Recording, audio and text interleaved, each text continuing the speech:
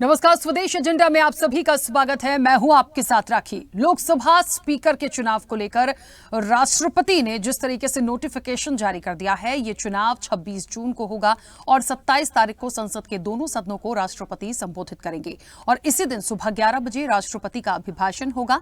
इससे पहले सभी नवनिर्वाचित लोकसभा सांसदों को शपथ दिलाने के साथ ही नए स्पीकर को भी चुन लिया जाएगा। 24 और 25 जून को प्रोटेम स्पीकर नए सांसदों को शपथ दिलाएंगे, लेकिन लोकसभा स्पीकर कौन होगा, ये बड़ा सवाल है। नाम फाइनल होने से पहले ही बयानबाजी का दौर शुरू हो गया है। जेडीयू प्रवक्ता केसी त्यागी ने शुक्रवार को कहा कि टीडीपी और जेडीयू एनडीए के साथ है। बीजेपी जिसको भी स्पीकर के लिए नामित करेगी, हम उसका समर्थन करेंगे। अब यहां स्पीकर का चुनाव रोचक इसलिए भी होगा क्योंकि लोकसभा चुनाव में बीजेपी की सरकार तो बन गई पर पूर्ण बहुमत में नहीं आ सकी। एनडीए की सरकार अपने घटक दलों के सहारे है। इसमें टीडीपी और जेडीयू का महत्वपूर्ण रोल है। अब से कुछ देर पहले एक इनपुट भी आया है और उसमें यह कहा जा रहा है कि विपक्षी पार्टी स्पीकर चुनाव के लिए अपना उम्मीदवार उतार सकती है। अगर डिप्टी स्पीकर का पद विपक्ष को दिया जाता है तो फिर स्पीकर के लिए वो अपना उम्मीदवार नहीं उतारेंगे। ऐसे में यह अध्यक्ष पद का चुनाव बेहद रोचक सा होता नजर आ रहा है। तो कौन होगा लोकसभा का स्पीकर और कौन कौन है दावेदार, इसी पर करेंगे चर्चा। उससे पहले देखिए ये रिपोर्ट।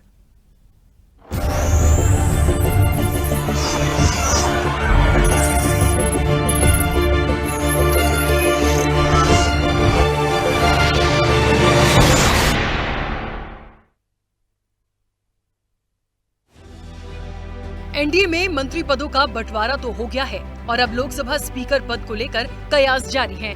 ये पद किसके पास रहेगा, इस पर सस्पेंस बरकरार है। बीजेपी लोकसभा स्पीकर का पद अपने पास रखेगी या ये पद गठबंधन के किसी साथी के पास चला जाएगा, ये बड़ा सवाल है। हालांकि सुगबुगाहट इस बात की ज्यादा है कि लोकसभा अध्यक्ष का पद बीजेपी अपने पास ही रखने जा रही है। विपक्षी गठबंधन के नेताओं ने तो तेलुगु देशम पार्टी और जनता दल यूनाइटेड को भाजपा से स्पीकर का पद मांगने का सुझाव दे डाला। सियासी गलियारों में चंद्रबाबू नायडू की साली डी पुरंदेश्वरी के लोकसभा स्पीकर बनने की चर्चा भी हो रही है। भारतीय संसदीय इतिहास में अब तक 2 ही महिलाएं लोकसभा अध्यक्ष बनी हैं।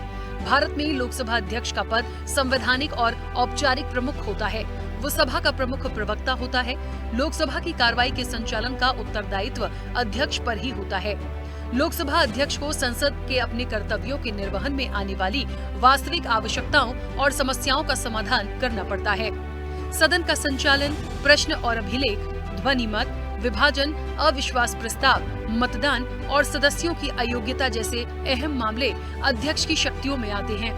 लोकसभा अध्यक्ष की जिम्मेदारी कभी पहली बार के एमपी तो कभी विपक्षी नेता भी संभाल चुके हैं और कुछ ऐसे भी रहे जिन्होंने पद पर रहते हुए पार्टी छोड़ी। आइए नजर डालते हैं अब तक किन किन लोगों ने लोकसभा अध्यक्ष की जिम्मेदारी संभाली है। भारतीय संविधान के अनुच्छेद 93 में लोकसभा के अध्यक्ष चुनाव का जिक्र किया गया है। गणेश वासुदेव मावलंकर लोकसभा के पहले अध्यक्ष थे। इन्होंने 1952 से 1956 तक कार्यकाल संभाला। एम अनंत शयनम अयंगार देश के दूसरे लोकसभा अध्यक्ष बने। उन्होंने लोकसभा के प्रथम अध्यक्ष जीवी मावलंकर के आकस्मिक निधन के बाद अध्यक्ष पद का दायित्व ग्रहण किया था। सरदार हुकुम सिंह अप्रैल 1962 से मार्च 1967 के बीच लोकसभा के तीसरे स्पीकर थे। डॉक्टर नीलम संजीव रेड्डी ने लोकसभा के चौथे अध्यक्ष के रूप में काम किया। नीलम संजीव रेड्डी ऐसे एकमात्र अध्यक्ष हैं जिन्होंने अध्यक्ष बनने के बाद अपनी पार्टी कांग्रेस से त्याग पत्र दे दिया था। डॉक्टर नीलम संजीव रेड्डी ने राष्ट्रपति का चुनाव लड़ने के लिए जब त्याग पत्र दिया, उसके बाद डॉक्टर गुरदयाल सिंह ढिल्लों को अगस्त 1969 में सर्वसम्मति से लोकसभा अध्यक्ष चुना गया। जनवरी 1976 में बलिराम भगत को 5वीं लोकसभा के अध्यक्ष के रूप में निर्वाचित किया गया। छठी लोकसभा के अध्यक्ष के रूप में कावदूर सदानंद हेगड़े का चुनाव किया गया। हेगड़े 1977 में जनता पार्टी के टिकट पर पहली बार निर्वाचित हुए और अपने प्रथम कार्यकाल के दौरान ही उन्हें लोकसभा अध्यक्ष का पद मिल गया। डॉक्टर बलराम जाखड़ ने 7वीं लोकसभा के लिए अपने सर्वप्रथम निर्वाचन के तुरंत बाद अध्यक्ष पद हासिल किया। दिसंबर 1989 में 9वीं लोकसभा का अध्यक्ष ओडिशा से आने वाले जनता दल के नेता रवि राय को चुना गया। हालांकि रवि राय अध्यक्ष पद पर केवल 15 महीने ही रहे। 10वीं लोकसभा के अध्यक्ष कांग्रेस नेता शिवराज विश्वनाथ पाटिल निर्वाचित हुए थे। वर्षों की भारतीय संसदीय परंपरा से हटकर 11वीं लोकसभा ने विपक्ष के एक सदस्य पूर्णो अगितोक संगमा को सर्वसम्मति से अध्यक्ष पद के लिए निर्वाचित किया। भारत के 50 वर्षों के संसदीय इतिहास में वो ऐसे पहले सदस्य थे जिन्होंने विपक्ष में रहते हुए अध्यक्ष का पद संभाला। गंती मोहन चंद्र बालयोगी को 12वीं लोकसभा का अध्यक्ष निर्वाचित होने और सर्वसम्मति से 13वीं लोकसभा का अध्यक्ष पुनः निर्वाचित होने का गौरव हासिल हुआ। 14वीं लोकसभा के अध्यक्ष के रूप में सोमनाथ चैटर्जी का सर्वसम्मति से निर्वाचन हुआ। लोकसभा की 15वीं अध्यक्ष रही मीरा कुमार 2009 से 2014 तक कार्यभार संभाला। इस पद पर आसीन होने वाली वे पहली महिला थीं। 16वीं लोकसभा की अध्यक्ष बनी भाजपा की सुमित्रा महाजन। वे इस पद पर आसीन होने वाली भारत की दूसरी महिला हैं। 17वीं लोकसभा के अध्यक्ष निर्वाचित हुए राजस्थान के कोटा से भाजपा के सांसद ओम बिड़ला। 2014 में एनडीए ने सुमित्रा महाजन को स्पीकर चुना था, तो वहीं 2019 से 2024 तक लोकसभा अध्यक्ष ओम बिड़ला थे। हालांकि 2014 और 2019 दोनों ही चुनाव में बीजेपी को अकेले दम पर बहुमत मिला था। इस बार बीजेपी को पूर्ण बहुमत नहीं मिला है। देश में लगातार तीसरी बार प्रधानमंत्री नरेंद्र मोदी के नेतृत्व में एनडीए की सरकार बन गई है। पीएम मोदी ने 9 जून को प्रधानमंत्री पद की शपथ ली थी। उनके मंत्रिमंडल में कुल 71 मंत्री शामिल हैं। वहीं अब सभी की नजरें लोकसभा के स्पीकर चुनाव पर टिकी हुई हैं। राष्ट्रपति द्रौपदी मुर्मू ने इसको लेकर नोटिफिकेशन भी जारी कर दिया है। ऐसे में एक नजर डालते हैं कौन कौन है लोकसभा अध्यक्ष पद का दावेदार। बीजेपी के अलावा एनडीए के सहयोगी स्पीकर पद को लेकर दिलचस्पी नहीं दिखा रहे हैं, तो 3 नाम सबसे अधिक उभर कर सामने आ रहे हैं। बीजेपी के 7 बार के सांसद राधा मोहन सिंह का नाम भी स्पीकर पद के लिए चल रहा है। पिछले लोकसभा स्पीकर ओम बिड़ला का नाम भी सुर्खियों में है। तीसरा नाम जो सुर्खियों में छाया हुआ है वो भाजपा की आंध्र प्रदेश अध्यक्ष दग्गुबाती पुरंदेश्वरी का है। वो सांसद बनी है और चंद्रबाबू नायडू की पत्नी की बहन है। माना जा रहा है कि उन्हें टीडीपी भी आसानी से स्वीकार कर लेगी। अब ऐसे में क्या इन्हीं 3 नामों में से कोई एक लोकसभा अध्यक्ष के पद पर निर्वाचित होगा या फिर कोई और, लेकिन नाम को लेकर मंथन जरूर जारी है। स्पेशल रिपोर्ट, स्वदेश न्यूज।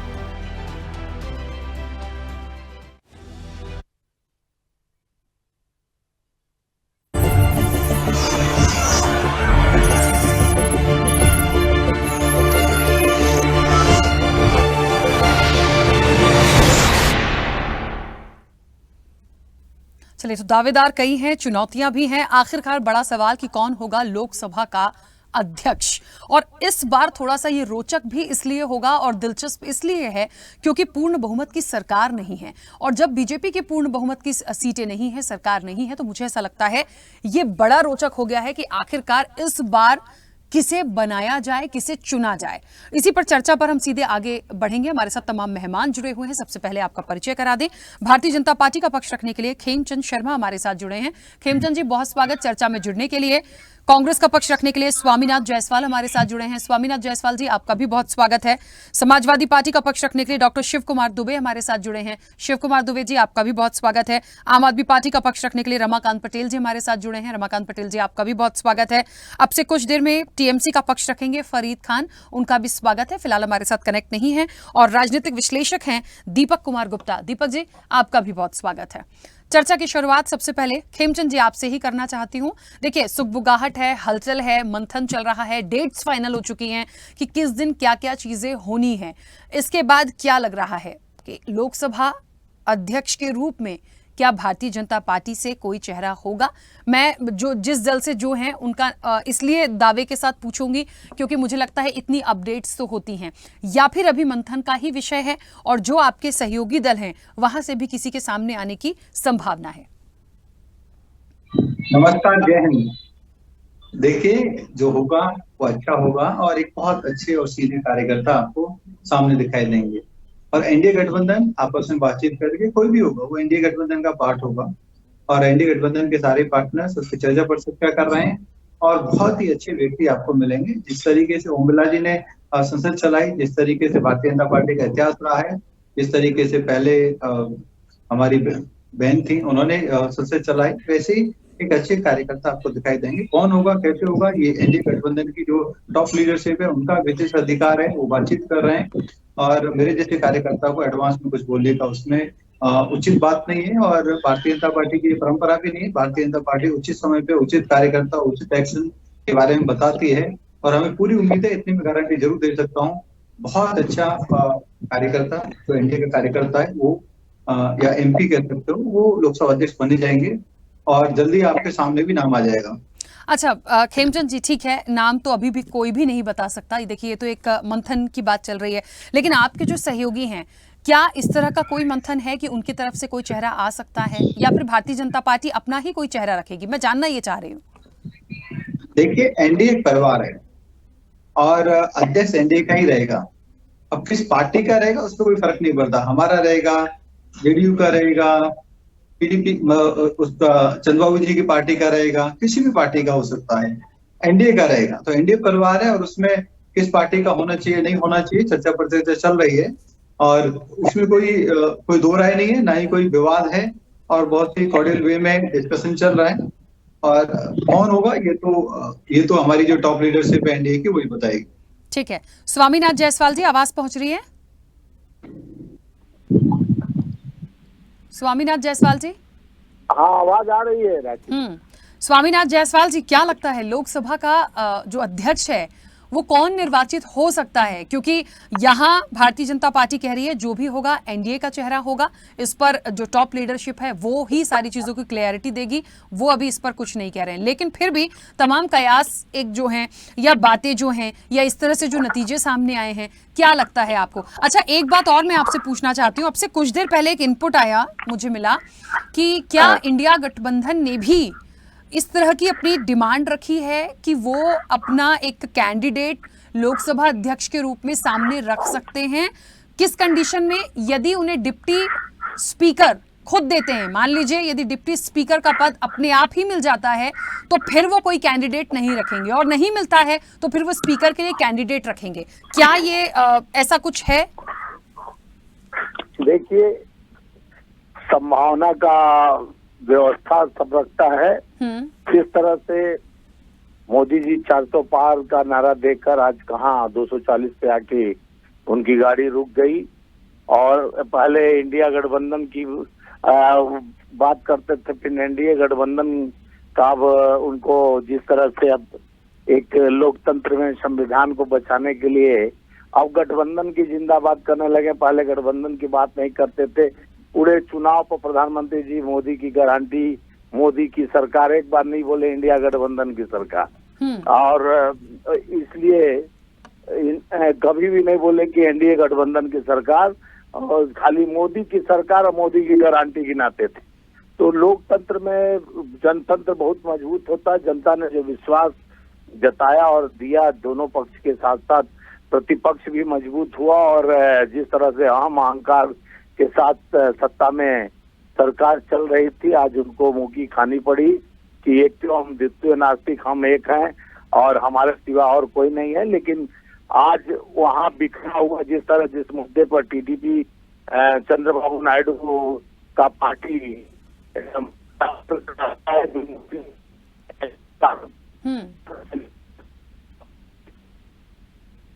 आपकी आवाज डिस्कनेक्ट हो रही है स्वामीनाथ जी। स्वामीनाथ जी, आपकी आवाज नहीं आ रही है। ठीक है, हम वापस से आपको कनेक्ट करने की कोशिश करते हैं क्योंकि कई सारे मेहमान हैं, ऐसे में समय जायज होता है। डॉक्टर शिव कुमार जी, मेरी आवाज पहुंच रही है? जी शिव कुमार जी, क्या लगता है कि लोकसभा अध्यक्ष पद के लिए एक ऐसे किस तरह के व्यक्ति को आप देख पा रहे हैं? क्या वाकई में ये जो चर्चाएं हैं कि विपक्ष की तरफ से भी कोई नाम हो सकता है, जो मैंने अभी पहले कांग्रेस से पूछा था क्योंकि उनकी आवाज नहीं आ रही है, क्या इस तरह की संभावनाएं बनती दिख रही हैं? क्या आपको लगता है कि बीजेपी अपने ही किसी चेहरे को सामने रखेगी या फिर जो सहयोगी मुख्य हैं उनसे कोई चेहरा आ सकता है? क्योंकि इंडिया ब्लॉक है और मुझे लगता है एक अच्छे विपक्ष के रूप में आप लोग हैं, तो आप लोगों की भी तो एक कहते हैं ना कि एक पसंद हो सकती है।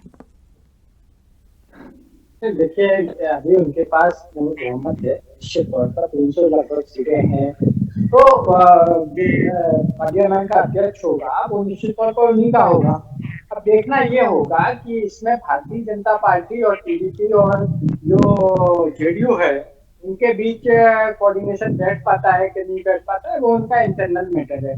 लेकिन एक स्वस्थ परंपरा, एक लोकतांत्रिक परंपरा में ऐसा होता है, जैसा पहले कई बार हुआ है कि अध्यक्ष इनका रहता है और उपाध्यक्ष विपक्ष का रहता है। लेकिन माननीय मोदी जी ने इन चीजों को, या मोदी जी की जहाँ भारतीय जनता पार्टी की जहाँ भी सरकारें रही हैं, इन्होंने लोकतांत्रिक परंपरा को खत्म करने की पूरी कोशिश की है, और जिसका उदाहरण पिछले बार भी देखने को मिला। तो इस बार चूंकि एक ही पार्टी और दूसरी विपक्ष की एक सिंगल पार्टी ऐसा नहीं है, इस बार जो मामला है वो दो गठबंधन का मामला है। यानी कि एक तरफ सत्ता पक्ष का गठबंधन है और दूसरी तरफ विपक्ष का गठबंधन है। तो निश्चित तौर पर जो हमारी बातें हैं वो अब ये हवा में नहीं उड़ाएंगे और उसको गंभीरता से विचार करेंगे, और उनको गंभीरता से लेना भी पड़ेगा, क्योंकि 234 भी एक अच्छी खासी संख्या है पार्लियामेंट में।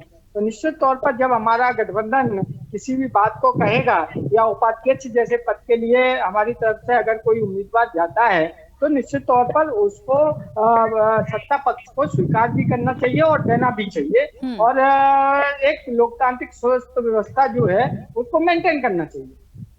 ठीक है, चलिए रमाकांत पटेल जी, मुझे ऐसा लगता है आपकी क्या इसमें एक राय है, आप क्या मानते हैं लोकसभा अध्यक्ष के लिए? देखिए, सुगबुगाहट तो है, नाम पर चर्चा भी है, कई सारे संभावित नाम भी हैं। अब वो बीजेपी से 7 बार के सांसद भी हो सकते हैं, टीडीपी से एक चेहरा बिल्कुल हो सकती हैं, और विपक्ष की बात मैंने इसलिए भी यहाँ पे उठाई क्योंकि एक तो ये इनपुट आया, दूसरी चीज ये, ऐसा नहीं है कि अब तक के इतिहास में कभी विपक्ष का कोई लीडर बना नहीं होगा अध्यक्ष, वो भी रहा है। तो इसमें मुझे नहीं लगता कि कोई ऐसी बात है कि क्यों नहीं हो सकता। मैं तो कहूंगी क्यों नहीं हो सकता।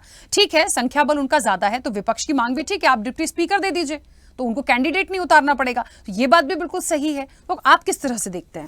राखी जी, अभी तक अगर भारतीय जनता पार्टी का आप इतिहास देखेंगे तो इनका इतिहास रहा है पार्टियों को तोड़ने का। इन्होंने महाराष्ट्र में उद्धव ठाकरे की पार्टी तोड़ी, इन्होंने एनसीपी शरद पवार जी की पार्टी तोड़ी, इनका जो है शरद पवार जी की घड़ी चुराने का काम और उद्धव ठाकरे जी का तीर कमान चुराने का काम इन्होंने किया। और इसके अलावा अगर हम बात करें, जो एनडीए के घटक दल थे, नीतीश कुमार तो इनके घटक दल में है, तो नीतीश कुमार जी के विधायकों को तोड़ने का काम, अपने घटक दल के विधायकों को तोड़ने का काम भारतीय जनता पार्टी की मोदी सरकार में हुआ। इन्होंने टीडीपी के राज्यसभा के सांसदों को तोड़ने का काम किया। तो भारतीय जनता पार्टी का इतिहास जो बताता है कि ये पार्टियों को तोड़ती है, सरकारों को गिराती है, विधायकों को खरीदती है, सांसदों को खरीदती है, डराती है, धमकाती है। तो अगर स्पीकर भाजपा का रहा तो आपने देखा होगा कि हिंदुस्तान की संसद का आप इतिहास देख लेंगे, पहले कभी नहीं हुआ जो मोदी सरकार में हुआ, 150 सांसद एक बार में सस्पेंड किए गए। तो ये इतिहास का काला दिन रहा है, और अगर भारतीय जनता पार्टी का स्पीकर रहेगा तो ये काले दिन बार बार दोहराए जाएंगे। पहले 150 सांसदों को सस्पेंड किया गया है, आगे जाकर के विपक्ष के सारे सांसदों को सस्पेंड कर देंगे, 200 सस्पेंड कर देंगे, 225 कर देंगे। जब 150 कर सकते हैं तो इतने भी कर सकते हैं। इसलिए हमारा मानना है कि स्पीकर बहुत महत्वपूर्ण पद है और वह भारतीय जनता पार्टी का नहीं होना चाहिए। अगर स्पीकर भारतीय जनता पार्टी का हुआ तो भारतीय जनता पार्टी फिर से लोकतंत्र का गला घोंटने का काम करेगी, संविधान की धज्जियां उड़ाने का काम करेगी, जो लगातार अभी तक करती आई है। ठीक है, फरीद जी, मुझे लगता है पश्चिम बंगाल से भी अच्छी सीटें हैं, टीएमसी का ग्राफ काफी अच्छा है। देखिए, हम तो क्योंकि लोकसभा अध्यक्ष की यदि बात हो रही है तो फिर वहां जितने मेंबर्स टोटल पहुंच रहे हैं, मुझे लगता है इस बार तो विपक्ष भी जिस तरीके से पहुंचा है तो सबके लिए एक इंपॉर्टेंट फैक्ट होता है। ये बात बिल्कुल सही है कि बहुमत है तो आप उसको जिता ले जाएंगे, जिस पार्टी से बहुमत है वो निकाल कर ले जाएंगे, लेकिन फिर भी एक बात होती है, एक कैंडिडेट पे बहुत सारी चीजें निर्भर करती हैं। आप किस तरह से देखते हैं लोकसभा अध्यक्ष के चुनाव को? जी बिल्कुल, लोकसभा अध्यक्ष का चुनाव एक बहुत महत्वपूर्ण चुनाव है, और पार्लियामेंट में जो भी उनकी होती है, उनकी ही बात होती है, वही जो डिसाइड करते हैं वही होगा। इसलिए वहां पर एक इस तरह का न्यूट्रल इंसान होना चाहिए जो सबकी बात सुन सके। जैसा कि आपने पिछले पार्लियामेंट में देखा कि बात सिर्फ एक पक्ष की सुनी जाती थी, बाकी के लोगों के माइक बंद कर दिए जाते थे।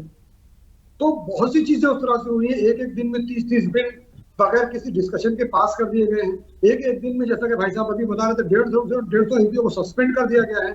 जो एक तरफा जो चीज चलती थी तो देश ने इस चीज को देखा। इसलिए हम सबको लगता है, और विपक्ष वालों को तो छोड़िए, मुझे लगता है कि एनडीए जो घटक दल के जो साथी लोग हैं उनको भी ये लगता है कि भाजपा से कोई भी इंसान को स्पीकर नहीं लेना चाहिए।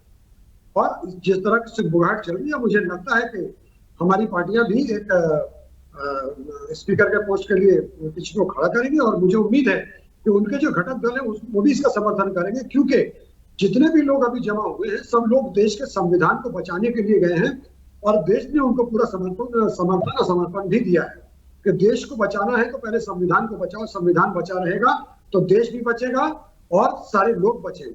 जिस तरह से संविधान का काला घोटा जा रहा था, हमारे देश की जनता ने इस चीज को ध्यान में रखते हुए जिस तरह का जो अपना फैसला दिया है, सबके सर आंखों पर है, चाहे जो भी सरकार में आया हो, चाहे जो भी विपक्ष में बैठा हो, सभी लोग खुश हैं। इसलिए खुश है कि संविधान बचेगा, और इसीलिए मुझे लगता है कि स्पीकर की पोस्ट बहुत महत्वपूर्ण पोस्ट है, और हम सबको मिलकर बहुत सोच समझ कर, बल्कि मुझे तो ये लगता है कि अगर भाजपा को दिखाना है कि वो बड़े दिल के मालिक हैं, बड़े लोग हैं, तो उनको खुद आगे बढ़कर अपने किसी दूसरे घटक दल को के आदमी को ये पोस्ट देनी चाहिए, मुझे ऐसा लगता है। ठीक है, ठीक है। दीपक जी, आवाज पहुंच रही है मेरी?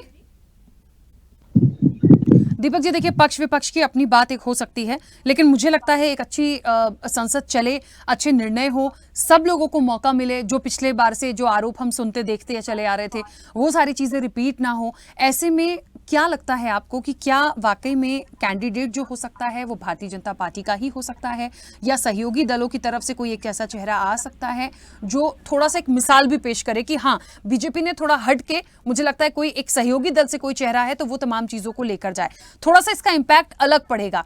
क्योंकि ये एक आरोप बार बार आया विपक्ष की तरफ से कि यदि बीजेपी का ही कोई कैंडिडेट हुआ तो फिर वही सारी चीजें होंगी जो इन्होंने पिछली बार देखी हैं। तो आप किस तरह से देखते हैं इस लोकसभा अध्यक्ष के चुनाव को? बहुत बहुत नमस्कार राखी जी, आप सभी पैनलिस्ट को, सारे दर्शकों को। राखी जी, देखिए, ऐसा है कि अगर हम वाजपेयी जी की सरकार के बारे में थोड़ा सा पीछे जाएं, जो कि कोलिजन की सरकार थी, तो वाजपेयी जी का एक डिसीजन बहुत अच्छा रहा था कि उन्होंने अपनी सहयोगी पार्टियों में से ही किसी को लोकसभा स्पीकर बनाया, जिससे कि संसद बड़े सुचारू रूप से चली। लेकिन अब की बार की अगर बात करें, क्योंकि ये एनडीए 1.0 है, अब मैं इसे एनडीए 1.0 कहूंगा, मैं मोदी जी 3.0 नहीं कहूंगा। तो एनडीए 1.0 के अंदर अगर लोकसभा को चलाना है और मोदी जी को एज अ प्राइम मिनिस्टर अपनी सरकार को आगे लेके जाना है, तो मुझे ये लगता है कि उनको सहयोगी दल को ये मौका देना चाहिए कि वो लोकसभा स्पीकर के लिए कोई दावेदारी दें। दूसरा, अगर फिर भी मोदी जी ये चाह रहे हैं कि नहीं, बीजेपी से ही मेरे को कैंडिडेट लेना है जो लोकसभा स्पीकर है, तो मेरे को लगता है कि उसके लिए जो ओम बिरला जी थे वो सबसे बेस्ट कैंडिडेट है, क्योंकि ओम बिरला जी ने जैसे पिछली बार संसद को चलाया, वो सबको साधने की कोशिश करते हैं, सबको संभालने की कोशिश करते हैं। उन्होंने सत्ता पक्ष को भी, जबकि सत्ता पक्ष पिछली बार बहुत बड़े बहुमत में थी, कुछ चीजों को उन्होंने सत्ता पक्ष के लोगों को भी कहा कि आपको समानता और अपनी मर्यादा में रहना चाहिए। तो मुझको लगता है कि अगर बीजेपी की तरफ से ही किसी कैंडिडेट को लाना है तो ओम बिरला जी से अच्छा कोई कैंडिडेट नहीं हो सकता, क्योंकि कोलिजन की सरकार में ओम बिरला जी जैसा ही एक व्यक्तित्व चाहिए जो कि दोनों तरीके के लोगों को साध सके, बांध सके, क्योंकि ये कोलिजन की सरकार है, इसको इतना आसान नहीं होगा चलाना, बहुत मुश्किल है इसको चलाना। तो अगर बीजेपी को अपना कैंडिडेट देना है तो मुझे लगता है ओम बिरला जी को दें, जो नायडू जी की वाइफ की जो बहन है उनको कैंडिडेट लोग कह रहे हैं कि वो बीजेपी प्रोजेक्ट कर सकती है, लेकिन मेरे को लगता है कि वो संभाल नहीं पाएंगी कोलिजन की सरकार को और मुश्किल होगी, लोकसभा का पद बहुत बड़ा होगा। दूसरा, विपक्ष को इस बार डिप्टी स्पीकर मिलना चाहिए, क्योंकि ये संविधान में भी है। वो तो मोदी जी ने पिछली बार संविधान के अंदर उसको दिया नहीं डिप्टी स्पीकर, उसको खींचते चले गए। डिप्टी स्पीकर हमेशा होता है, तो वो पद अपोजिशन को मिलना चाहिए, जिससे कि सुचारू रूप से ये सरकार चले और देश के ऊपर दोबारा कहीं इलेक्शन का भार ना पड़े।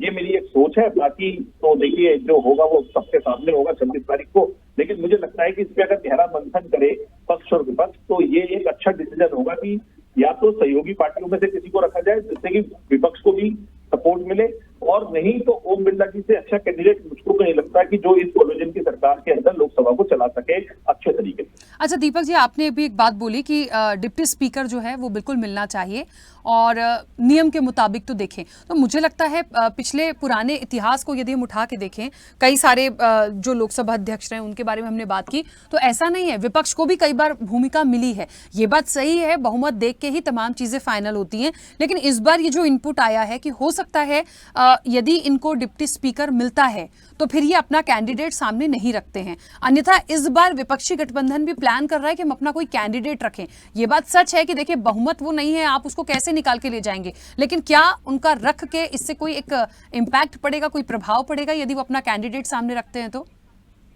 देखिए, विपक्ष की जहां तक बात है कि जो विपक्ष अपना कैंडिडेट रखने की बात करेगा वो जब ही करेगा जब उसको डिप्टी स्पीकर पद के लिए दावेदारी नहीं मिलेगी। हाँ। अगर क्लियर मेजोरिटी में 24 तारीख को अगर सत्ता पक्ष डिप्टी स्पीकर की पोस्ट विपक्ष के लिए खोल देता है कि आप अपना कैंडिडेट दीजिए और बिना हम उसको फाइनल कर देते हैं, तो मुझे नहीं लगता कि विपक्ष फिर लोकसभा स्पीकर के लिए अपना कैंडिडेट खड़ा करेगा, क्योंकि लोकसभा स्पीकर के कैंडिडेट के अंदर फिर वही आपकी वाली बात रखी जी सही है कि मेजोरिटी कहां से आएगी, और मेजोरिटी लाने में दिक्कत आएगी, और फिर पहले ही पेज पे विपक्ष अपने आप को कमजोर नहीं करना पाएगा।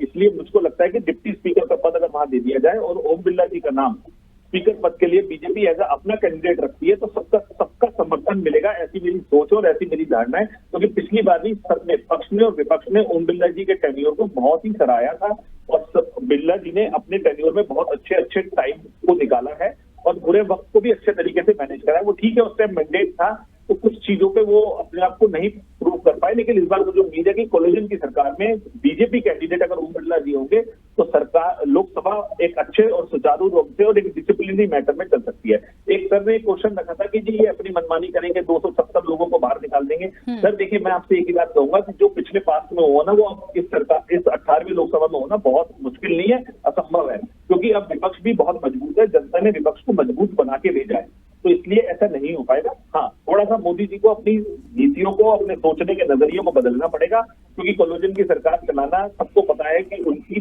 सोच में नहीं है। अभी तक ना उन्होंने स्टेट में चलाई ना उन्होंने सेंटर में चलाई। ठीक है खेमचंद जी, देखिए एक बात तो निकलकर सामने आ रही है कि जो भी कैंडिडेट होगा पिछली बार जैसी कोई भी चीज रिपीट तो नहीं हो पाएगी, लेकिन मुख्य रूप से ये बात भी जरूर आ रही है कि एक ऐसे व्यक्ति को रखा जाए जो सारी चीजों को बैलेंस करके चले। और मैं नहीं चाहती, या मुझे नहीं लगता कि ऐसा बाकी लोग भी चाहते होंगे कि वो मैसेज जाए, भले बीजेपी से हो या सहयोगी दलों से हो, पर कम से कम ये मैसेज इस तरह की छवि ना बने लोकसभा अध्यक्ष की कि वो जो मर्जी होगी वो उस हिसाब से करा लेंगे। पहले सस्पेंशन हुआ तो इस बार और बढ़ के सस्पेंशन हो जाएगा, जो बात अभी निकल के आई। हालांकि अब उसकी संभावनाएं नहीं है, लेकिन कहते ना एक बार वो किसी चीज का ठप्पा लगा तो फिर आदमी उस तरह से ही सोचने लगता है। देखिए, सकारात्मक रूप से काम करने की जिम्मेदारी सिर्फ गवर्नमेंट की नहीं होती, विपक्ष की भी है। विपक्ष से भी पूरे देश को उम्मीद होती है कि वो सकारात्मक रूप से काम करे, सहयोग करे और जो अच्छे कार्य हैं उनमें साथ दे, ना कि लटकाने भटकाने का काम करे, हंगामा करने का काम करे, जितने भी इनिशिएटिव से विकास के उनको लटकाने का काम करे, और गवर्नमेंट जो अच्छे काम करना चाहती है उसको रोकने का प्रयास करे। तो अभी ये कहते हैं कि सस्पेंशन क्यों हो, संविधान की धज्जियां उड़ाई गई, परंपराओं की धज्जियां उड़ाई गई, अपमान किया गया, हाउस का अपमान किया गया, इसलिए इनका सस्पेंशन हुआ। क्या सस्पेंशन बिना बात के हुआ? अगर इस तरीके से आप परंपराओं की धज्जियां उड़ाओगे, आप संविधान की धज्जियां उड़ाओगे, आप हाउस की जो गरिमा है उसको तार-तार करोगे, तो हाउस के नियम है और नियमों के तहत कार्रवाई होगी और कार्रवाई होनी भी चाहिए, चाहे वो किसी का भी सांसद हो। ये लोग बातें करते हैं, इन्होंने संविधान को सस्पेंड किया, इन्होंने 90 के आसपास सरकारों को इन्होंने सस्पेंड किया, और अब ये बातें करते हैं। देखिए, ओपी बिरला जी ने बहुत अच्छे तरीके से संसद चलाई, आने वाले समय में जो भी अध्यक्ष होंगे अच्छे तरीके से संसद चलाएंगे, और जिम्मेदारी विपक्ष की भी बराबर है। जिस तरीके से वो एक्सपेक्ट करते हैं कि सरकार उनको साथ में लेके चले, सरकार तो प्रयास कर रही है, तो विपक्ष की भी जिम्मेदारी है कि जितने भी अच्छे कार्य हैं, विकास के कार्य हैं, विदेशी नीति है, सुरक्षा की बातें हैं, उनमें राजनीति करने की वजह सहयोग करे, और जहां उनको लगता है कि भाई कोई कमी है वहां पे उन चीजों को उठाए। लेकिन ये तो इस माइंडसेट से बैठे नहीं, सरकार कुछ भी करे, अच्छा करे बुरा करे, इनको तो सिर्फ हंगामा करना है। तो ये बदलाव की एक्सपेक्टेशन देशवासियों की सबसे है। और रही बात और अध्यक्ष होगा, भारतीय जनता पार्टी से होगा, एनडीए के गठबंधन से होगा, किसी से भी होगा, और हम सकारात्मक रूप से काम करते हैं। एनडीए की एक ही सोच है कि हमें सुशासन देना है, देश को हमें विकसित बनाना है, देश को आगे लेके जाना है, राष्ट्र प्रथम की भावना के साथ हम लोग काम करते हैं और उसी की भावना से काम करेंगे। हम दबाव में आने वाले नहीं है। इंडी गठबंधन वाले चाहें तो अपना कैंडिडेट खड़ा करें या ना करें, भारतीय जनता पार्टी का जो गठबंधन है, इंडी गठबंधन, वो अपना निर्णय लेगा, देश हित में निर्णय लेगा, और जो 140 करोड़ भारतीय हैं उसके हित में निर्णय लेगा। चलिए खेमचंद जी, अच्छा अब ये मत कीजिएगा कि ये भी टॉप लीडरशिप डिस्कस करेगी। क्या उम्मीद है इस बार की डिप्टी स्पीकर मिले विपक्ष को? नहीं, ऑब्वियसली ये देखिए, ये डिपेंड करता है कि किस तरीके से चर्चा प्रचर्चा में चीजें निकल के आती हैं, और उसके आधार पर तय होगा। अभी कुछ भी कहना जल्दबाजी होगी। ठीक है, स्वामीनाथ जायसवाल जी आवाज पहुंच रही है? चलिए, स्वामीनाथ जायसवाल जी डिस्कनेक्ट हुए हैं, दोबारा कनेक्ट करने की कोशिश करेंगे। शिव कुमार जी, मुझे ऐसा लगता है, उम्मीद है कि डिप्टी स्पीकर का पद मिलेगा विपक्ष को, गठबंधन को? नहीं, देखो, उम्मीद तो दुनिया में कायम करना ही पड़ता है, और ऐसा तो है नहीं भाई। अभी जो परंपरा है उसको निभाना चाहिए। अब ये हठधर्मता निभाएं, अपने अहंकारपन में रहें, मदहोश रहें, तो वो चीज अलग हो जाती है। लेकिन एक सिस्टम अगर मेंटेन करना है तो अभी आपको ये ऑफर, इनको तो बड़प्पन दिखाना चाहिए और सामने से ऑफर करना चाहिए कि भाई आपने उपाध्यक्ष के नाम। हेलो, हाँ बोलिए शिव कुमार जी, आ रही है आपकी आवाज। तो और भारतीय जनता पार्टी या एनडीए गठबंधन को बड़प्पन दिखाते हुए विपक्ष के लोगों से ऐसा सामने से ऑफर करना चाहिए कि आप अपने उपाध्यक्ष के लिए नाम बताइए। तो ये एक स्वस्थ परंपरा का उदाहरण होगा कि देखो, चलो 300 सीट लेने के बाद भी गठबंधन हमें पूछ रहा है। तो ये अगर नहीं करेंगे तो हमें तो लड़ना ही है भाई, वो तो फाइट तो करनी पड़ेगी ना। यही तो है कि इनकी हर उस नीति का विरोध किया जाएगा जो जनहित में नहीं होगा। विपक्ष का ये काम भी है, उसका धर्म भी यही कहता है कि अगर सरकार जो है वो जनता के हितों को देखते हुए फैसला नहीं लेती है, कोई भी XYZ, तो निश्चित तौर पर विपक्ष का ये काम है कि वो सड़क, संसद से लेके सड़क से लेके संसद तक उसका विरोध करे, प्रदर्शन करे और सरकार को मजबूर करे जनता के हितों के काम के लिए। ऐसा है। ठीक है, स्वामीनाथ जी भी हमारे साथ जुड़ गए। स्वामीनाथ जी, लग रहा है आपको कि एक डिप्टी स्पीकर का पद मिल सकता है या मिलना चाहिए? और मान लीजिए कि दोनों तरफ से कोई भी बात नहीं बनती है, तो क्या उतनी मजबूती के साथ एक लड़ने की ताकत है इंडिया गठबंधन की? देखिए, इंडिया गठबंधन अब तो बहुत जनता के विश्वास के साथ लड़ने का ताकत तो है। पहले भी देखते होंगे कि हमारे जब मीरा कुमार जी स्पीकर थी तो भाजपा का डिप्टी स्पीकर थे। कई बार ऐसा उदाहरण हुआ है, जब स्पीकर आदमी समझौता होता है तो डिप्टी स्पीकर विपक्ष का रहता है। लेकिन ये विपक्ष को मौका नहीं देंगे तो हम लोग भी कोई विकल्प के साथ देखेंगे कि किस तरह से अपना मंसूबा बनाया जाए। अच्छा, इस बार जनता ने जो हमें ताकत दिया है, उनके अधिकारों का लड़ाई लड़ने के लिए हम तो अपना हथियार मजबूत रखेंगे न। जो विश्वास हमारे पर जताया है, चाहे युवाओं के रोजगार की बात हो, किसानों की बात हो, मजदूरों की बात हो, आम आवाम, गरीब और मध्यवर्गीय बिजनेसमैन की बात हो, सबके जो मुद्दे पे हमने जाके वोट मांगा, तो उनके अधिकार के लिए तो हम लोग पहले जैसे एक क्यों अहम द्वितीय नास्तिक मैं हूँ, दूसरा कोई नहीं, तो अहम अहंकार वाली सरकार तो अब परास्त हुई। कम से कम एनडीए गठबंधन की अब सरकार बनी है, तो अब इंडिया गठबंधन भी मजबूती से अपने बात को रखेगा। एक सुचारू रूप से विपक्ष मजबूत हुआ है, तो हम अपने जनता का, जो जनता को संकल्प देकर आए हैं, न्याय पत्र देकर आए हैं, उनके न्याय की लड़ाई निरंतर हमारे नेता लड़ेंगे पार्लियामेंट के अंदर बैठकर। और अपने जो 12 बजे रात को मोदी जी कुछ भी माननीय प्रधानमंत्री जी कर देते थे, चाहे नोटबंदी, GST, चाहे आनंद फानंद में कुछ भी करना, वो 12 बजे जो करते थे, उस 12 बजे को तो बंद करना जरूरी है ना। तभी तो देश के लोकतंत्र और संविधान की बात होगी। जहाँ लोकतंत्र मजबूत होता है, जब पक्ष विपक्ष दोनों की बात, जिस तरह से आप देखी होंगे कि विपक्ष को किस तरह से 150 सांसदों को निलंबित कर दिया जाता है और हम अपना बिल चुपके से पास अपने राज्यसभा और लोकसभा में कई बिलें पास हो जाता है, जबरदस्ती किया जाता है।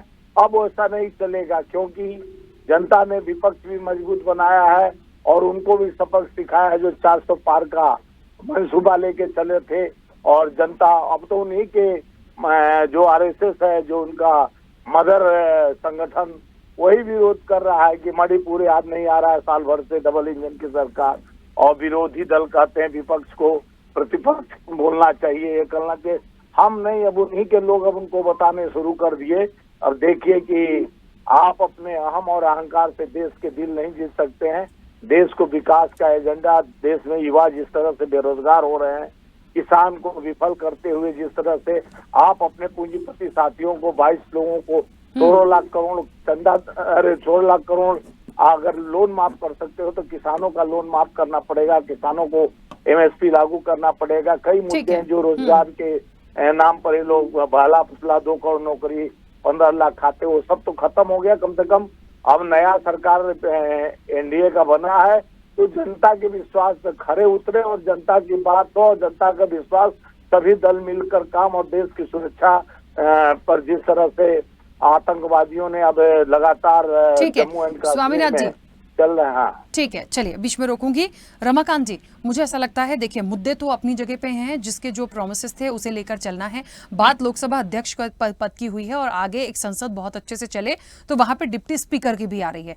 मुझे लगता है इस बार यदि प्रॉपर तरीके से जो रिजल्ट आए हैं उसको यदि गंभीरता से देखा, सुना और समझा जाए तो मुझे लगता है एक डिप्टी स्पीकर होना चाहिए। लेकिन अब वही बात आ जाती है कि वो होगा कि नहीं होगा। मान लीजिए नहीं भी होता है तो फिर आगे की जो प्रोसेस है वो कैसे होगी, क्या कोई कैंडिडेट गठबंधन की तरफ से सामने आएगा। अब फिर वहां भी देखिए ये देखना पड़ेगा ना बहुमत है कि नहीं है। कुल मिलाकर बात यह है कि एक मेंटली प्रिपेयर्ड होने की जरूरत है कि हमारे को कुछ मिलता है या नहीं मिलता है। लेकिन इनको जो भी मुद्दे, जो भी चीजें लानी है, अब सिर्फ एक तरफ से टेबल नहीं बजेगी। विपक्ष जो एक मजबूती के साथ है उनसे तो बात करना ही पड़ेगा, नहीं तो ऐसे कोई चीजें नहीं बढ़ पाएंगी। राखी जी, बिल्कुल आप ठीक कह रहे हैं कि अब एक तरफ से सिर्फ टेबल नहीं बजेगी, लेकिन अगर स्पीकर भाजपा का हुआ तब भी आप ये कहेंगे कि अब एक तरफ से टेबल नहीं बजेगी। अरे भाई, 150 सांसद निलंबित कर सकते हैं, 200 कर देंगे, 230 कर देंगे, क्या बुराई है इनको। इनका तो काम ही रहा है कि कोई विपक्ष नहीं चाहिए। इन्होंने 10 साल में विपक्ष में, सदन में विपक्ष का नेता का पद खाली रखा। 10 साल विपक्ष के नेता का पद खाली रखा इन्होंने। और क्या कह रहे थे हमारे खेमचंद शर्मा जी, इन्होंने कहा कि विपक्ष वाले ऐसे ऐसे काम करते हैं तो उनको सस्पेंड करना पड़ता है। अरे भाई, मणिपुर पे सवाल पूछ लिए तो आप सस्पेंड कर देते हो।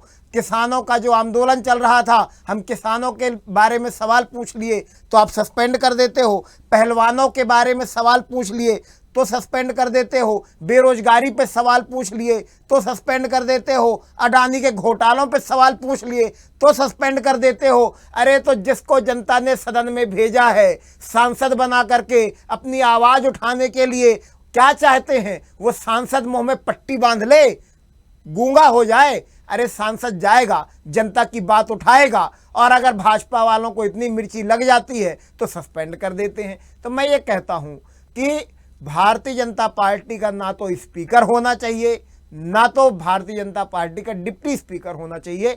भारतीय जनता पार्टी का अगर स्पीकर डिप्टी स्पीकर हुआ तो इसी प्रकार की तानाशाही अगले 5 साल देखने को मिलेगी। और एक आखिरी बात, ये तो बैसाखियों पे चल रही सरकार है, लंबे समय तक चलेगी नहीं, ज़्यादा से ज़्यादा 6 महीने और 1 साल, इसके बाद ये भर भरा करके गिर जाएगी।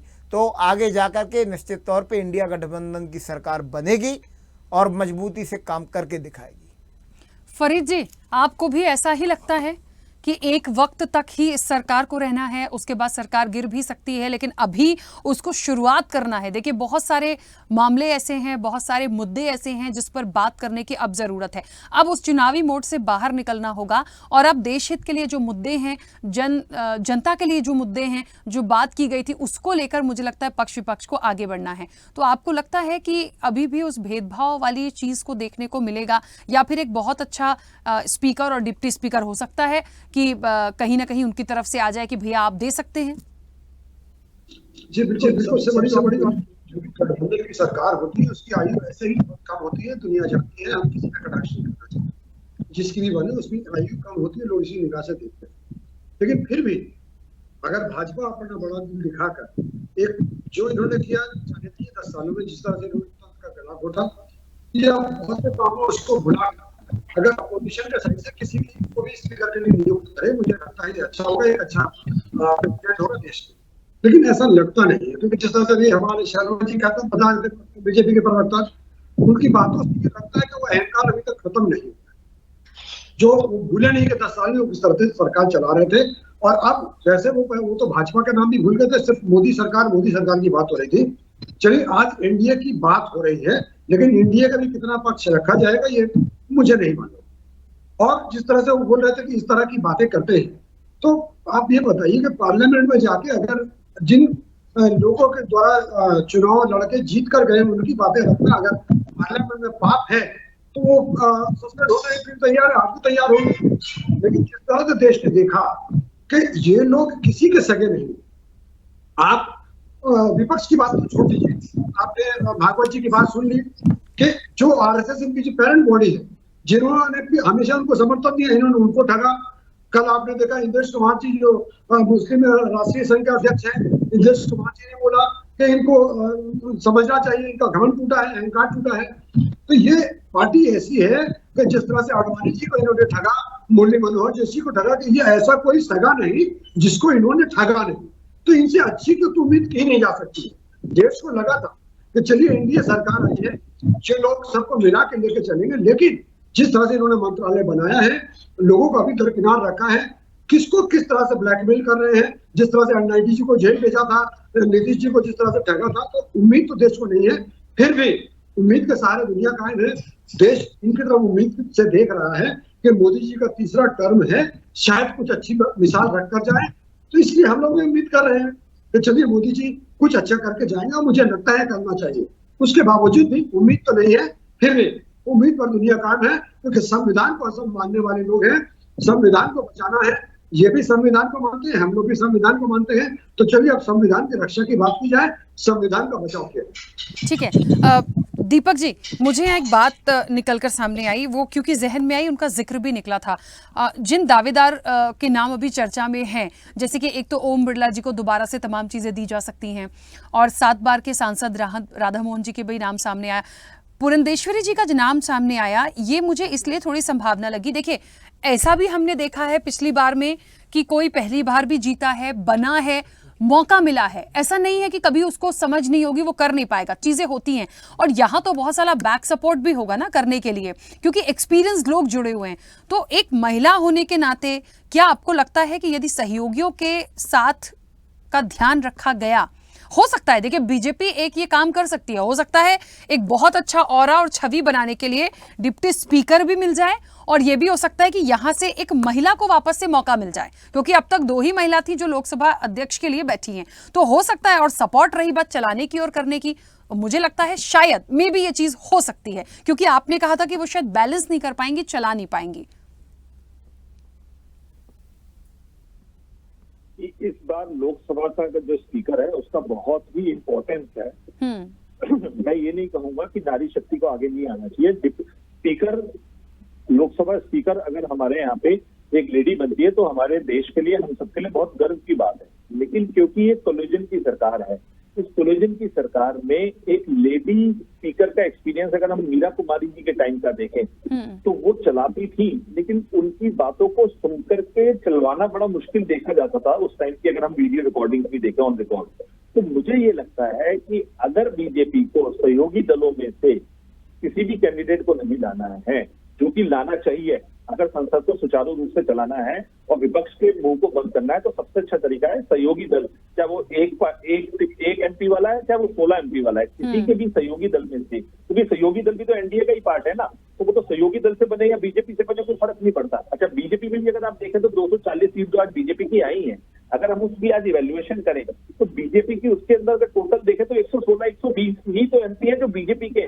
बाकी एमपी तो वो है ना बीजेपी में जब आउटसाइडर से, जिनको हमने अलग विचारधाराओं को, लोगों को हम यहाँ लाए और हमने इलेक्शन लड़वाया और वो जीत गए। तो कहीं ना कहीं मेरे को ये लगता है कि सहयोगी दलों को ये चांस देने से मोदी जी के ऊपर जो एक नाम चलता है कि वो डिक्टेटर है, अपने हिसाब से सारे पोर्टफोलियो बांटी है, उन्होंने दोबारा अपने लोगों को दे दिए, तो एक तो उस पर एक फुल स्टॉप लग सकता है। दूसरा, अगर वो फिर भी सोच रहे हैं कि नहीं मुझे अपनी बात को ही आगे रखना है, तो मुझे लगता है कि स्पीकर पद के लिए उन्हें ओम बिरला जी को आगे बढ़ाने में सबसे अच्छा रहेगा, उसमें किसी का भी कोई तर्क वितर्क नहीं आएगा, और डिप्टी स्पीकर का पद वो विपक्ष को अपने आप ही दे दे, जिससे कि इस चीज में कहीं कोई झगड़ा खड़ा ना हो, नहीं तो ये प्रॉब्लम बढ़ेगी। और जैसा कि अभी हमारे पैनलिस्ट में एक ने कहा कि ये सरकार तो बैसाखियों पे है, बिल्कुल ठीक बात है, सरकार बिल्कुल बैसाखियों पे है और बैसाखी पे चलना मुश्किल है, लेकिन जनता ने मैंडेट इस बार इस तरीके से दिया कि जनता ने 10 साल में ये देखा कि विपक्ष कमजोर करा हमने तो हमारी चीजों को, आवाजों को, पब्लिक की जो अच्छी वाली आवाजें थी, जो पब्लिक चाहती थी, उन बातों में दिक्कतें आई। तो इसलिए इस बार जनता ने कहीं ना कहीं मैंडेट विपक्ष को भी दिया है कि विपक्ष को मजबूत कराए। तो अब वो सिचुएशन नहीं आ पाएगी, चाहे वो कोई भी स्पीकर बने, कि 100 लोगों को बाहर कर दो, 150 लोगों को बाहर कर दो, जो बोले उसे बंद कर दो, जो बोले उसे उठा के बाहर फेंक दो। नहीं, वो पोजीशन अब नहीं आएगी। ये तो मेरे को मतलब इस बात को मेरे को लगता है कि ऐसा नहीं होगा। और करना है मेरे हिसाब से, जो भी एडवाइजर्स हैं एनडीए के, उनको आपस में घटक दलों के साथ बैठ के बात करनी चाहिए और इसी पे सहमति बनानी चाहिए कि अगर बीजेपी से फेस देना है तो ओम बिरला जी का दे, और सहयोगी दल में से तो किसी का देना तो किसी से भी दे दे, चाहे वो जयंत चौधरी की पार्टी से दे दे, चाहे वो चिराग पासवान की पार्टी से दे दे, चाहे किसी से भी दे दे, चाहे वो एक एमपी वाला उसको दे दे, तो भी विपक्ष को एक वो चांस मिलेगा ना कि देखो सहयोगी दल को दे दिया इन्होंने। और डिप्टी स्पीकर का पद एज इट इज इस बार देना बनता है, क्योंकि कोलिजन की सरकार है। अगर नहीं देंगे तो बहुत बड़ा इशू और बहुत बड़ा एक क्वेश्चन मार्क फिर मोदी जी के नाम पे जाके खड़ा हो जाएगा कि मोदी जी अपनी डिक्टेटरशिप को दोबारा चलाना चाह रहे हैं, जिसके अगेंस्ट जनता ने उनके मैंडेट को कम करा। अच्छा, एक सवाल और आप ही से छोटा सा, कई सारे ऐसे पेंडिंग मामले हैं जो मुझे लगता है संसद से आगे बढ़ेंगे और बड़े अहम मुद्दे हैं। मुझे लगता है क्या उनको लेके विपक्ष का जो सलाह मशवरा है उसकी जरूरत पड़ेगी, या एनडीए को लगता है कि नहीं हम बहुमत, क्योंकि एनडीए की सरकार हो गई है तो वो अपने बहुमत पे उन सारी चीजों को पास करा लेंगे। मुझे थोड़ा सा संदेह इसलिए भी है क्योंकि जो सहयोगी दल हैं, बहुत सारे ऐसे दल हैं, उनका अभी माइंडसेट करने की जरूरत है। कुछ चीज जो बीजेपी को अच्छी लग रही है जरूरी नहीं है उन्हें अच्छी लग रही हो, ठीक है आप साथ में हैं, लेकिन वो बात बनानी पड़ेगी और जब बनेगी तभी आप उस पर आगे निकल पाएंगे। लेकिन विपक्ष से भी बिना बात करे मुझे नहीं लगता कोई चीज आगे हो पाएगी। कैसे देखते हैं आप इसे? देखिए राखी जी, मैं फिर अभी आपकी बात को दोबारा से एक बात कहना चाहूंगा कि जो भी पेंडिंग मामले पिछले 17वीं लोकसभा के इस टाइम रखे हुए हैं, ठीक है ना, हम उन्हें एक तो पेंडिंग सोच से अगर लेके गए आगे तो उनको पास कराना और उनको देश हित में आगे ले जाना बहुत मुश्किल हो जाएगा। उनको एक फ्रेश मुद्दों की, एक फ्रेश पॉइंट की तरीके से आगे रखा जाए और उसमें पक्ष और विपक्ष की दोनों की ज्वाइंट मीटिंग कराई जाए, जो कि पहले नहीं होती थी। पार्लियामेंट्री बोर्ड की मीटिंग हो जिसमें कि विपक्ष के लोगों को भी लिया जाए, बैठ के डिस्कशन करा जाए, क्योंकि कहीं ना कहीं विपक्ष बहुत मजबूत है। विपक्ष उन चीजों के अगर ऑब्जेक्शन उठाएगा तो अब सत्ता पक्ष को उसको अपने पास कराने में मुश्किलें आएंगी। दूसरा, जब वोटिंग होती है तो उस टाइम पे सबको पता है वो वोटिंग किस तरीके से होती है और उस वोटिंग में ये नहीं पता चलता कि किसने वोट करा किसने नहीं करा। तो मेरे को ये लगता है कि अब जो पुराने पक्ष, जो भी पुराने मुद्दे रह गए हैं, उनको दोबारा से नए रिफॉर्म करके, नई शेप दे करके पार्लियामेंट में लेके जाया जाए सत्र के अंदर, और विपक्ष को भी संग जोड़ा जाए, क्योंकि विपक्ष के भी मैंडेट है, जनता ने उनको भी तो मैंडेट दिया ना। आज उनको भी तो क्या कहते हैं 230 240 सीटों के पास तो उनको भी ले जाके बिठाया है ना टोटल के अंदर। तो ऐसा नहीं है, आपको मिलकर के चलना पड़ेगा, जब ये 5 साल चल पाएंगे। नहीं तो ये 5 साल नहीं, मैं तो फिर कहूंगा ये 5 साल नहीं चलेगी। ये सरकार 6 महीने से साल भर बहुत ज्यादा चल पाई तो चल पाएगी। मुझे तो वैसे 6 महीने से पहले ही नजर आ रहा है कि अगले 15 दिन से लेके 20 दिन में ही कहीं कोई खेल ना हो जाए और वाजपेयी जी का जो रिकॉर्ड है 13 दिन वाला, वो कहीं 9 दिन में या 16 दिन में ना हो जाए। बिल्कुल, ये तो खैर आने वाले समय की बात है, और यदि ऐसा कुछ होता है तो ये तो बहुत बड़ा एक ब्लास्ट जैसा हो जाएगा कि अरे ये अचानक से क्या हुआ और अब नया क्या, अब अगला नया क्या। एक मिनट राखी जी, इसमें एक बात तो मैं आपको संबोधन कर दूंगा कि मेरे को जो लग रहा है, जो मेरी एक सिक्स सेंस कह रही है, ये जो ओवरऑल कैलकुलेशन कह रही है कि कहीं ना कहीं अगर 9 दिन में या 14 दिन में या 16 दिन में अगर कोई भी ब्लास्ट होता है तो वो ब्लास्ट सिर्फ इतना ही होगा कि मोदी जी को अपना पीएम पद छोड़ना पड़ेगा। जहां तक एनडीए की सरकार की बात है, मुझे नहीं लगता कि एनडीए सरकार को कहीं कोई इशू आएगा। ठीक है, खैर आने वाले वक्त की बात है। खेमचंद जी, अब एक छोटा सा सवाल है बस, और मुझे लगता है कि उम्मीद ही की जा सकती है उस उत्तर के रूप में कि ये जो आपने अभी कुछ देर पहले कहा था कि हंगामा करेंगे, शोर शराबा करेंगे और प्रॉपर बातचीत नहीं करेंगे तो सस्पेंशन तो होगा ही। अभी रमाकांत जी बहुत सारे मुद्दों पे बात कर रहे थे। देखिए, विपक्ष यदि कोई बात उठा रहा है, किसी बात पे प्रेशर डाल रहा है, फोकस कर रहा है, हो सकता है उस समय वो अजीब सी लग रही हो, लेकिन हमेशा ही संसद के अंदर वो भी एक लाखों के वोट्स पाकर पहुंचते हैं। मुझे नहीं लगता कि कोई वहां पे बेतुकी सवाल या बेतुके मुद्दे पर बात करेगा। सब यही चाह रहे होंगे कि एक अच्छा एक डिस्कशन हो, और उस पर यदि उन्हें सस्पेंड कर दिया जाए या शोर शराबा ज्यादा हो गया और ज्यादा अग्रेशन में कुछ बोल ही दिया तो सस्पेंशन, मुझे लगता है उस चीज से बाहर निकल के सोचने की अभी जरूरत है। वेरीफाई करना चाहता हूँ आपको, उनका जो सस्पेंशन हुआ था वो बात रखने के लिए मैडम मेरे को थोड़ा जाना है, इसलिए बात रखी, उनको बात रखने का पूरा अधिकार दिया गया था, पूरा समय दिया गया था। उन्होंने संसद को ठप कर दिया, उन्होंने सारे जो नियम कानून है सबको उन्होंने ताक पे रखते हुए उन्होंने ये डिसाइड कर लिया कि हमें काम ही नहीं करने देना है, हमें सरकार के जो जरूरी काम है उनको आगे नहीं बढ़ने देना है।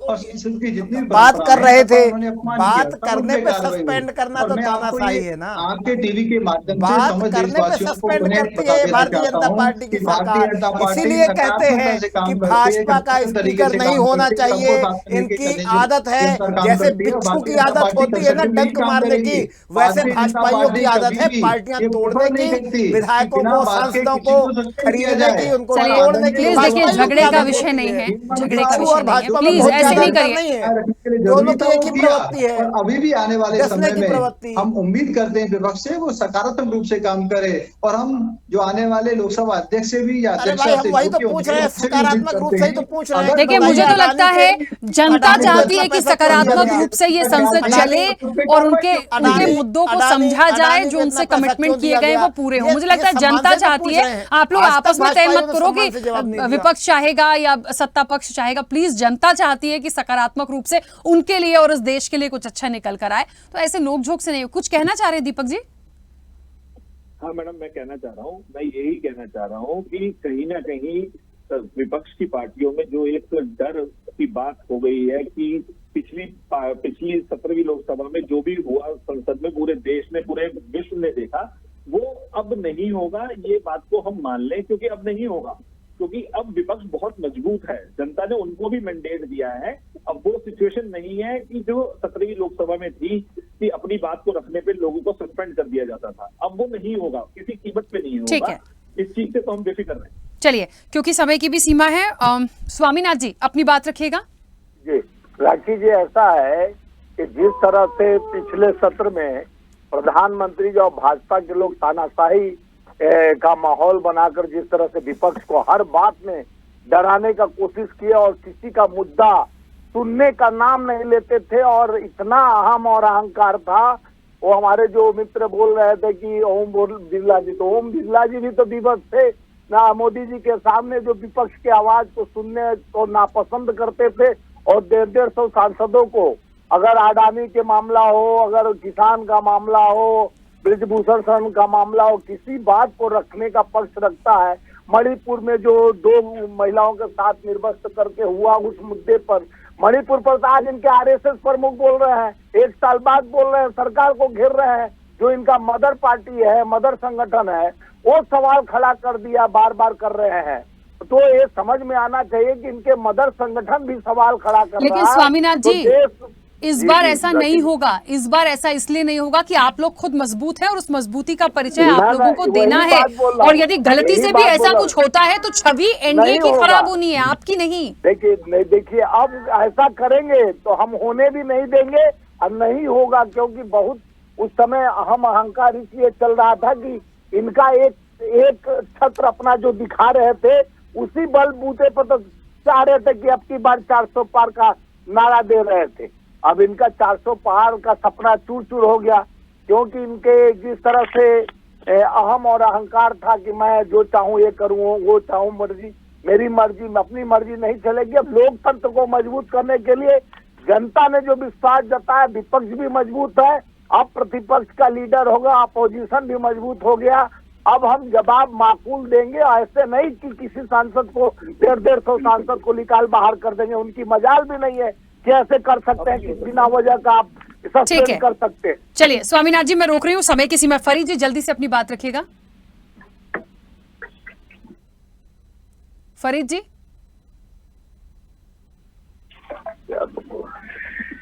आपकी आवाज नहीं आ रही है फरीद जी।